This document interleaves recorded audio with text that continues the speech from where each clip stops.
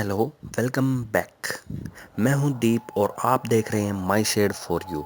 और आज की इस वीडियो में मैं आपको बताऊंगा कि ईपीएफ और पीपीएफ में क्या डिफरेंस है। ईपीएफ ऑर्गेनाइजेशन क्या काम करती है और पीपीएफ से हम अपने पैसे को कैसे इन्वेस्ट कर सकते हैं। तो चलिए देखते हैं आज की इस वीडियो में। मैं आपको कुछ और भी बताना चाहता हूं दोस्तों।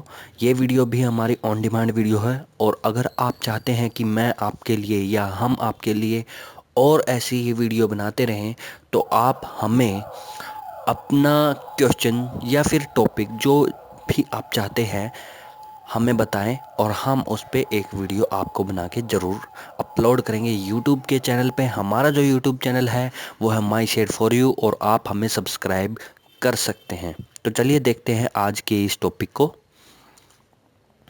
ईपीएफ, एम्प्लॉय प्रोविडेंट फंड, इसका ये नाम 1992 में रखा गया था।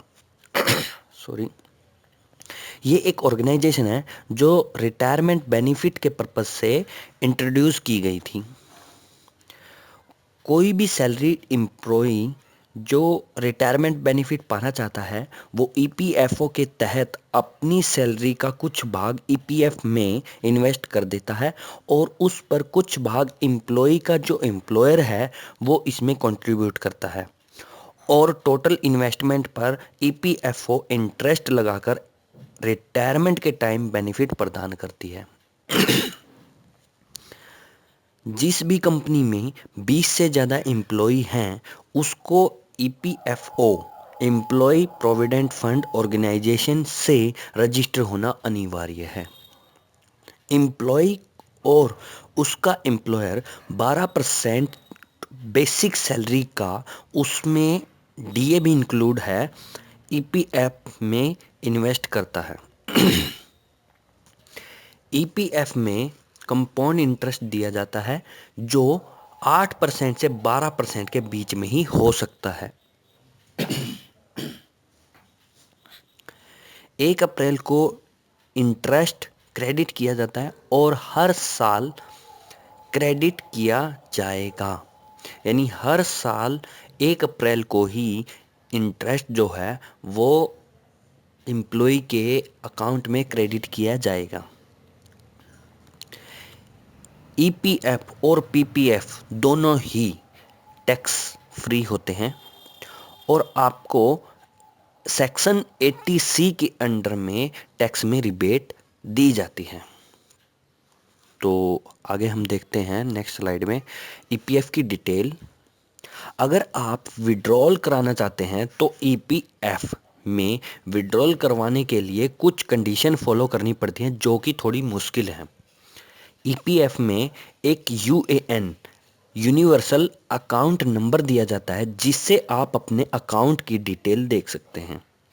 अगर आप विड्रॉल कराना चाहते हैं तो आप फॉर्म नंबर 19 भर के जमा कराएंगे और अगर आप ईपीएफओ का पार्ट नहीं बनना चाहते हैं तो फॉर्म नंबर 11 आपको भर के जमा कराना पड़ेगा। मैं आपको विड्रॉल की कंडीशन भी बताना चाहता हूं, तो चलिए देखते हैं विड्रॉल की कौन कौन सी कंडीशन है। पहली कंडीशन तो ये है कि आप जॉब को छोड़ दें तब आपको आपकी जमा राशि वापस कर दी जाएगी। जॉब को छोड़ने के 2 महीने के अंदर आपको जितनी भी आपकी जमा राशि है वो आपका वापस कर दी जाएगी। और सेकंड कंडीशन में है कि अगर आप अब्रॉड में सेटल होना चाहते हैं तो ईपीएफ से एग्जिट कर सकते हैं और आपको इमीडिएट विड्रॉल कर दिया जाएगा। मैरिज और एजुकेशन के लिए भी आप विड्रॉ कर सकते हैं। इमरजेंसी मेडिकल सिचुएशन जो आपको या आपकी फैमिली में आपके स्पाउस, चिल्ड्रन या फिर आपके डिपेंडेंट पेरेंट्स आ सकते हैं, उनके लिए भी आप विड्रॉल करा सकते हैं।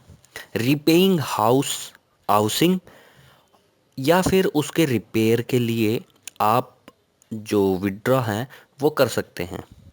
अगर आपकी 7 साल की सर्विस हो चुकी है तो आप 50% विड्रा कर सकते हैं, और ये विड्रा आप अपनी पूरी सर्विस में 3 बार कर सकते हैं।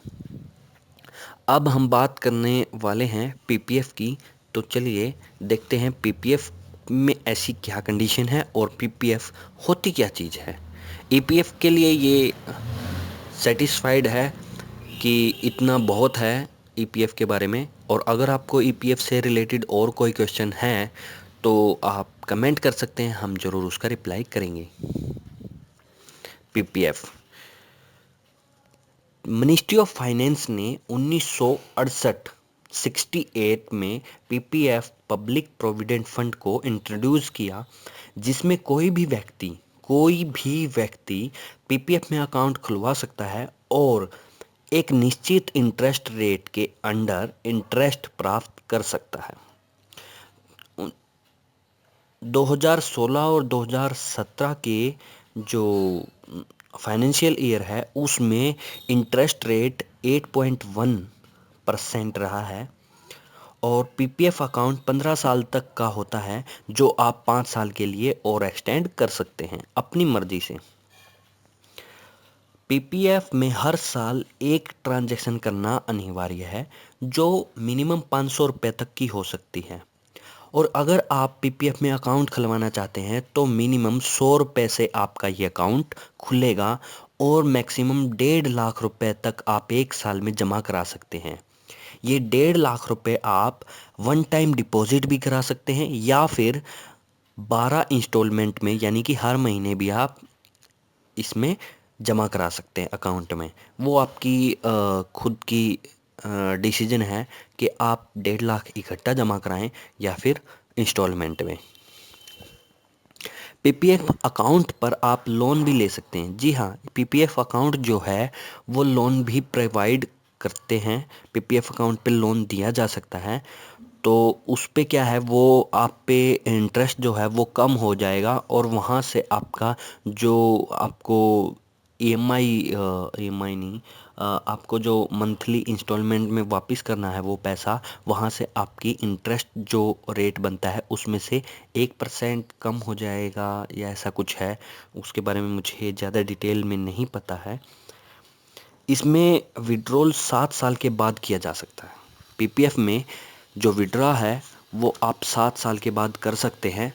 अब हम आगे देखते हैं इसकी डिटेल। आप 7 साल के बाद जो पीपीएफ है उसमें से विड्रॉ करवा सकते हैं। उसके बाद है फॉर्म ए, अकाउंट ओपन करने के लिए भरा जाता है। फॉर्म बी डिपॉजिट के लिए, तो फॉर्म सी विड्रॉल के लिए अनिवार्य है। फॉर्म डी लोन के लिए भरा जाता है। फॉर्म ई नॉमिनी ऐड करने के लिए आवश्यक है, तो फॉर्म एफ से आप अपने अकाउंट में चेंज कर सकते हैं। फॉर्म जी नॉमिनी के द्वारा क्लेम के लिए आवश्यक है। ध्यान देने वाली बात है, नॉमिनी के द्वारा क्लेम करने के लिए फॉर्म जी भरा जाएगा। फॉर्म एच, अगर आप चाहते हैं कि 5 साल के लिए एक्सटेंड हो जाए आपका अकाउंट, तो आप फॉर्म एच भरेंगे। तो ये था दोस्तों पीपीएफ और ईपीएफ में डिफरेंस। आशा करता हूँ कि आपको ये वीडियो पसंद आई होगी। अगर आपको ये वीडियो पसंद आई तो आप इस वीडियो को लाइक कर सकते हैं, और हमारे चैनल को सब्सक्राइब कर सकते हैं, और हमारे साथ जुड़ सकते हैं। हम ऐसी ही वीडियो आपके लिए बनाते रहेंगे। अगर आप चाहते हैं कोई सवाल पूछना तो आप कमेंट बॉक्स में कमेंट कर सकते हैं, हम उसका ज़रूर रिप्लाई करेंगे। Thank you for watching.